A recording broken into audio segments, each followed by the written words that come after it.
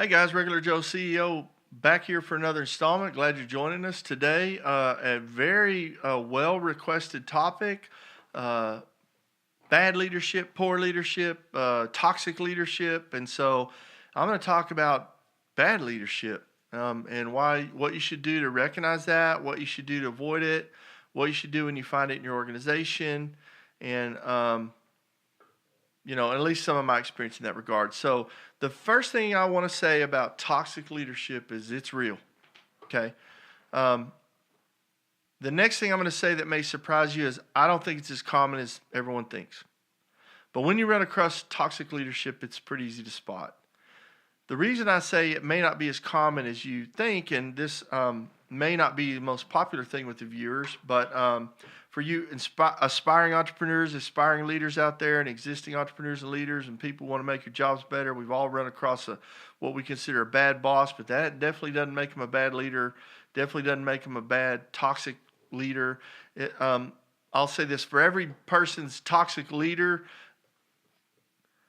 for every mischaracterized toxic leader, there's a poor employee or two or three out there too. So you got to be real careful around things that are rumors, innuendos. Rumors is a good way to put that. But when people leave, they got plenty of things to say about leadership. But what you kind of got to do is take it with a grain of salt. But if you're dealing with toxic leadership, and there's a couple ways to do it. So let me give you an example of, I know you guys are looking for leadership and entrepreneurial advice, but let me just give you an employee's advice, right? Because I'm going to just share my experience dealing with a toxic leader.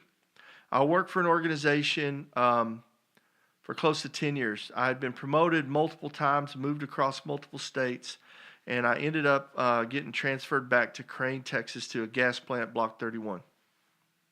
Probably enough to figure out the company. Maybe I shouldn't have told that, but it is what it is. And I came across a leader that I was shocked. I was shocked that this type of leader still existed in a company this great that I absolutely loved, adored, wore their T-shirts, wore their hats, championed and applauded for a decade. And I came across the worst leader I'd ever worked for, period, in September. It was September of 2009. And so I have a motto, and I had used this motto to tell other people my advice throughout the years. And I said, when you get a new manager or you get a new job or new owners or something, there's three things you need to do. Number one, learn the rules of the game, because the rules of the game just change whether you like it or not. Number two, decide if you want to play. And number three, if you decide you don't want to play, leave. Don't hang around and make everybody miserable and bitch, moan, and whine, because nobody wants to hear it. And if you decide to play, play to win. And so September happened. I ran across this guy. By December, I had said, wow, I know the rules of the game, and I don't like them, and I'm not going to play. And on January 2nd or 3rd, I walked in and quit a job of almost a decade. And people that were close to me were astonished that I had done so. But the fact is that I was going to have to be less of to stay, and I just couldn't be less of. I'd worked too hard to be more of. I just felt like if I stayed, I'd be less of a leader, less of an employee, less of a husband, less of a father, less of a man, less of everything. And I just couldn't do it. And I took the leap and I left, and people were shocked. And and wasn't sure what I was going to do, okay? But things worked out, obviously, right? So the point is, what I'm trying to make is that toxic leaders exist. I know they do. I've run across them. But I've had a lot of managers I didn't like, okay? And those aren't bad leaders. I just didn't like them. I didn't like their leadership style. I didn't like the fact that they didn't advance me. I didn't like the fact that they didn't listen to my ideas. I didn't like the fact that sometimes they buddied up with other people. I didn't like the fact that, they weren't just, focused on me. Or I didn't like a lot of things about it. I didn't like their communication style. I didn't like a lot of things about them. And like a typical employee, I'd usually sit around the break room and, trash talk a little bit like we all do about our bosses. And By the way, that's the hardest thing about CEO, being a CEO that worked his way out of the field, is I know all the trash we talked when I was out there, so I'm sure I'm the topic of plenty of it nowadays. But it's the role you get. But so that's from an employee standpoint. You heard my advice. If you learn the rules of the game, if you don't like them, leave. If you like them, shut up about it and just do your job. The second thing is, for most of you in large organizations, if you don't like your manager, just chill out, do your job. They're going to leave. They're going to get promoted or transferred. You know that, suck it up, quit crying. That's a big part of this too. I'm just giving you good advice. But if you're, and I'm going to give you a different example of toxic leadership. Let's say you're an executive and you have leaders that work for you, or you are a small business owner and you've got some managers working for you, or you run a division and you've got some supervisors working for you, and you start to suspect one's toxic, okay?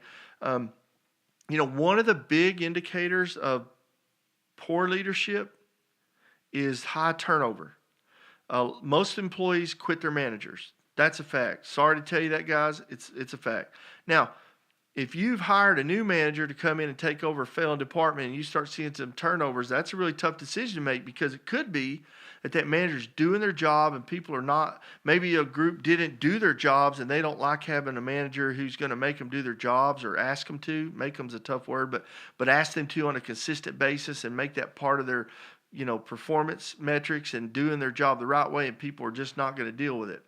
Maybe there's some behaviors going on in an organization that he comes in there, or she comes in and she decides she's not going to put up with those behaviors, and she's going to set a standard that you support, and people leave. That you just got, I can't give you the right answer to that, other than when the turnover starts happening, pay attention, and you got to pick sides, okay? That's really important. But as a leader, so that's one of them, right? How do you manage those toxic leaders? And if they work for you and you determine they're toxic, you just address it head on. You just say, this will not continue. Here's why it won't continue. Here's the resources I'm going to provide you to make sure it doesn't continue. But if it doesn't continue by X, you're going to leave. Or just say bye. You got to leave, right? I seem to talk about terminating a lot. I hope I'm not giving the impression to just fire everybody, because it's not my style, but it is part of the job, and it's part of leadership, okay? And so, sometimes the best thing you can do for an organization is ask someone to leave. And for that person, quite frankly, in a lot of cases. And if you're doing a good thing for that person and the organization and finding a better fit for everybody, then that's a win-win. Not everybody feels that way, but I can tell you that may be. But I don't know how to address the issue if you're the toxic leader, because I think that in my case, I know for a fact that some people work for me, really enjoy working for me. They're inspired by working for me. They appreciate working for me, or at least they put up with me, okay? But they generally are happy about being a part of the team that I manage, greater team. I also know for a fact that some people have left the organization I manage and viewed me as the worst leader they ever had, okay? And so, sometimes people just don't get along. But also, sometimes things get so chaotic at work when things change rapidly in an industry, and whatever industry you're in. Like a startup's a good example. A startup's an example of every month something's different, and it's chaotic. And some people can't handle the chaos, And some people want clarity, and some people want structure, and you can't give it to them in a chaotic organization. That doesn't work out. But if you lay down at night and you don't think about your employees, you might be a toxic leader. I'm going to say that. If you lay down at night and you don't review your day as to how you did or how you could do better, or if you have a communication for an employee that doesn't go well and you don't try to take that burden on yourself to fix that communication, you might be a toxic leader. But if you're waking up every day trying to figure out how to be a better leader, how to do better, you're probably not a toxic leader. You may just have some people leaving, and you may need to work on style. So I'm kind of keep it real, keep it short. This is kind of a second part of our Building a Team series where toxic leadership came up. So I'm kind of talking about that very short. I'd love to hear your comments on this particular issue, because I know that everybody here's had a bad boss, and you're going to have comments. please help me frame that through specific issues you may have about that. Because I can help address them in future issues, and I appreciate that. So if you're looking for the show in other places, you got obviously Facebook at the Regular Joe CEO. You've got Twitter at Regular Joe _CEO. You've got our YouTube Regular Joe CEO. We've got Instagram Regular Joe CEO, and our website regularjoeceo.com. And so I'm glad you joined us, and I think looking forward to hearing your comments. So thanks a bunch. Bye.